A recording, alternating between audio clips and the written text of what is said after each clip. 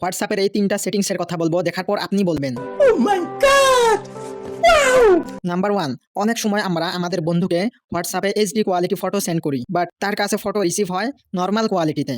Photo receive হওয়ার পর কোয়ালিটিটা কেমন যেন একটু খারাপ হয়ে যায়। এখন থেকে আর কোয়ালিটি খারাপ হবে না। প্রথমে ফটো সিলেক্ট করেন, তারপর উপরের দিকে দেখেন এইচডি লেখা আছে, এইচডিতে ক্লিক করে ফটো সেন্ড করেন। তারপর থেকে আর ফটোর কোয়ালিটি খারাপ হবে না। এইচডি ফটো সেন্ড করলে আপনার বন্ধুর কাছেও এইচডি কোয়ালিটি ফটো রিসিভ হবে। নাম্বার 2, আপনি কি এইরকম ভাবে ফটো সেন্ড করতে চান যে আপনি ফটো সেন্ড করলে যেন সামনের জনার গ্যালারিতে সেভ না হয় এবং ফটো স্ক্রিনশটও নিতে না পারে এবং কাউকে ফটোটা ফরওয়ার্ড করতেও না পারে, মানে আপনার ফটো লক হয়ে সেন্ড হবে। সেই ফটো ডাউনলোডও করতে পারবে না। সেই ফটো দেখতে হলে যেন তাকে হোয়াটসঅ্যাপে দেখতে হয়। ফটো সিলেক্ট করে তারপর এখানে দেখেন ওয়ান অপশন আছে, এটাতে ক্লিক করে ফটো সেন্ড করেন। দেখেন এখানে কিন্তু ফটো শো হয়নি। আপনি যখন ফটো সেন্ড করবেন আপনার ওখানে কিন্তু ফটো শো হবে না, কিন্তু সামনের জনের কাছে ফটো কিন্তু অবশ্যই শো হবে। নাম্বার 3, আপনার হোয়াটসঅ্যাপ অ্যাকাউন্টে অনেক ধরনের ফ্রড কল আসে থাকে, আপনাকে কল করে ডিস্টার্ব করে 3 ডটে ক্লিক করে সেটিং এ ক্লিক করে তারপর প্রাইভেসিতে ক্লিক করে নিচের দিকে স্ক্রল করে এই অপশনটাতে ক্লিক করে অন করে দেন।